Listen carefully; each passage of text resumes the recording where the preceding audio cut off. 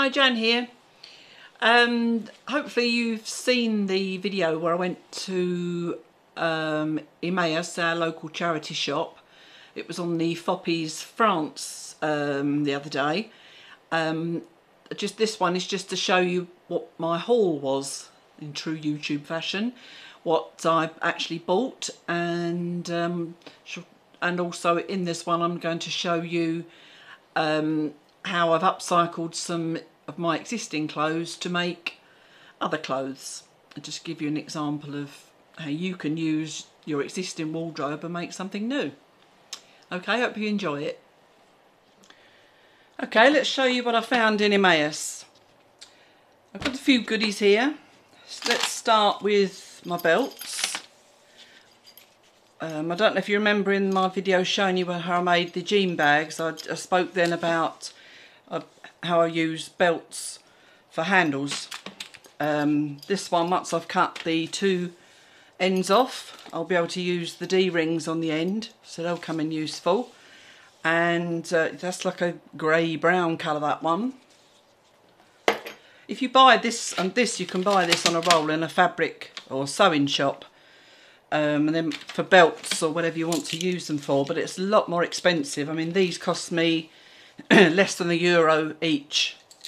So this is another one. So all these things all cost money if you're going to buy this sort of thing. This is obviously I can't even undo it now, but you know, that's obviously what you do the belt up with. This is just a pink. It's a nice one. Again, just cut that off, keep this in case I ever need it. This one is I didn't realise it, but at the time, because I just picked it up, but this one is actually elasticated.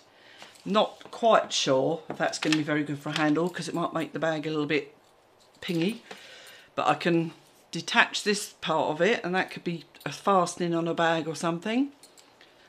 Just to stitch that on. But again, I've got a buckle on the other end, so I can use that. That's the black one. This one is a sort of cream colour. It's not quite as tidy, but I can tidy it up. I'll wash it. Small buckle on the end, and that'll be nice for a smaller bag because of the smaller handle. But they're perfect for that use. And there was a whole box of hundreds and hundreds, and it's just so tiring to go through them all. But I've got enough upstairs, and I've got those now that I don't need to buy any for a while. Next, I went to the jewellery counter, which is obviously all costume jewellery. I picked up this tiny little brooch, a little bear, like a mummy and baby bear, and I thought that was quite sweet, so I thought it's ceramic. I thought it would be quite nice to, if I made a child's bag, to attach that and then have a little brooch on there as well. Then I've got these little pearly beads, quite heavy actually. But for one second, I don't imagine they're real because of the way they're strung and everything. And not cold to the teeth or anything. But that will be a simple dismantling. I'll just cut the string one end and they'll be gone. Then I've got quite a few wooden beads this time. These are always handy, but they're usually on an elastic. So again, that's easy. Snip and they're off. And the same with this one. Now, I don't know if you've looked at my Instagram or my Facebook page, but on there I show that I make, or have made, necklaces that are good for hypoallergenic people that can't wear anything metal. And the larger wooden beads like this are great. What I do is I make a long tube of cotton fabric, and then I put these round, the big balls in, or beads, sorry, in there, and then I twist it and I make a whole necklace or a bracelet.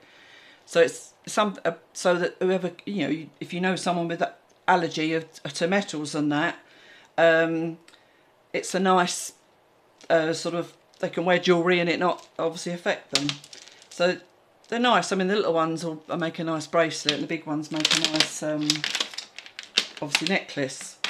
And there's some more there, sort of a shiny bead, but again, that's going to come off very, very easily. And I'll put all of these in. I've got jars in the sewing room. They're all colour coded, and I'll just keep them also I can see at a glance what colours I need for anything. And obviously the wooden ones, if I'm going to do what I'm talking about doing, doesn't matter about the colour because they're going to be covered up. This one I thought was very pretty. It's almost one of those ones where you think, I could wear that rather than dismantle it, but I've got far too much jewellery, and I love the fact that all the beads on this one are different, and I'm sure I'll find a use for all of those as well. And that'll be another one a little bit harder to dismantle because they're knotted in between each bead. And this one, I love these sort of things because as you can see straight away all the different elements of it, all the different things that I can dismantle and use on different projects. So it's just great. And I've got a couple of jars with lots of metal beads, and that's one of the ones I love to do because I then get my kit out, my jewellery making kit, but I use them to dismantle that, and that'll be a half hour of fun for me. Another thing I picked up was this ball of sucker cotton wool, very thin wool, which is what people would generally use for crocheting. I don't generally do crocheting. I can do it, but it's not something I've done for a long time. Another thing I picked up was, you know, they make FOPY'SCreations. This was, I think they'd already found it in a cheap shop and then obviously never used it and then gave it to Emmaus. But it's 8 templates, all different, like oblongs and squares, and they all come in handy. I know you can cut a piece of card or you can use your ruler to do it. In some ways it's just simpler to get out something that's ready made to the measurements you want and just use it over and over again.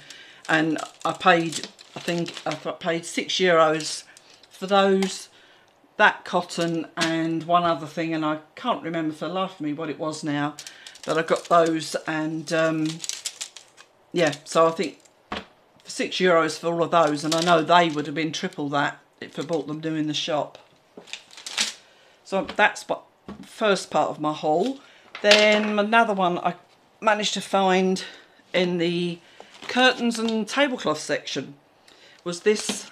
You could just see it's brand new, still got its hanger on it, and it's a ring curtain. Looking up, you see up close, it's like a, it's not muslin, but it's, I can't think of the word. Anyway, it's, I looked at the label, 100% cotton. It's not very heavy. I can easily make 1 or 2 tops out of that, and I shall just cut the rings off. And I noticed there's like a tassel effect on the curtain there. I might be able to incorporate that in the top as well. So it's going to be interesting to see. And I've actually got, well, the fabric itself is 250 centimetres, so 2.5 metres by 140 centimetres, so nearly 1.5 metres the other way. I've got to be able to make something out of that, haven't I? And I paid that and this. This is like it's white and it's very, very soft, and it's got like a ribbed edge to it, you see. I'm not sure how much is there, but it's about 0.5 metre one way, and I'd say about a minimum of about 2 metres the other way. Lovely and soft. I must be able to find something to do with that. I couldn't let it go. And those two together were €8. So you'd pay more than that just for the curtains, wouldn't you? So yeah, so that's my Emmaus haul. What I'm going to do now is show you quickly some examples of where I've upcycled from other clothing and made some different other tops. Okay. Okay, the first one I'm going to show you is the one I'm wearing. This bottom half used to be a skirt, and so I wore this skirt to death. It was just, I wore it all the time, loved it, always hung really lovely. So I cut a big chunk of the skirt off. I had some white cotton and I made a top for it. As you can see, it's very loose but very comfortable, and in a lot of respects quite a simple make, but Funny enough, I discovered this in my cupboard this morning and I forgot I even had it, but I love it. It's nice and fresh and cool. Another thing I had, I think I bought this, a big, like a man's t-shirt in Emmaus, and I might even have bought it for me to wear in the garden, I can't remember now, but I made it into a vest top. So I just cut the neck low off of the top, cut the arms wide, and so it's another nice cool top, just plain backed. But I left the edges raw when I cut them, and I just embroidered a zigzag around the edge. But that, again, that was such a simple one to do. Just cut and just stitch round. You don't have to do the stitching around it. This one, this was a camisole top. And I love camisoles. I use them in the winter, through the summer, all the time. A camisole top and a scarf bottom. It's a very fine one. You can see a hand through it. It's just sort of just about see through it there. Pretty butterfly pattern. So I just, obviously the top is stretchy, the bottom's not. So you end up with a gather around there, but I did purposely put, you know, extra gather in. Double stitched it all the way around the top and just made a bow from a raw edge piece of the same fabric, but I did stitch just to stop it fraying any more than it already has. But again, it's another very light flowy top, which has cost me near to nothing. I've got more scarves upstairs and more t-shirts and camisoles that I'm going to do similar. And talking of t-shirts, this is a t-shirt top, and I had some of the green, pretty green flower fabric upstairs in my sewing stash. Again, stretchy top, cotton bottom, but again it give me a gather. I left the edges raw on that, and I just stitched that around the bottom. And again, because stretchy and not stretchy, I put a binding around the top just to, so that it, you know, made it look like a piece, one piece. And when it stretches back again, it makes this all the bias binding that I've made gathered as well. But again, this is another top that I love to wear. And when you've got a little bit of belly like me, it's nice sometimes to have something to camouflage it. One last thing, if any of you watched or saw my Instagram picture the other day, Sharon and I were sat making something we've been meaning to do for a while. She had two t-shirts that she liked but were too small for her. So she chose the one, the main fabric that she liked the most. And then the other one, what we did, we undid the side seam of the t-shirt, and we put in a triangle on each side from the other t-shirt. So now, instead of having a top that's far too tight all the way down on her, she's now got a nice, you see the difference now, that much wider, sort of flowy top. It just sort of sits snug on the bust and then just flows. So in sort of thing you'd find in Next with mixed patterns like that, isn't it? So yeah, so she's really pleased with that. She left it with me because I'm just going to hem the last bit for her, because we've run out of time and she wanted to get it done. So yeah, so that's just another example of using what you've got and making yourself a new top out of. That will get done in the next few days or so.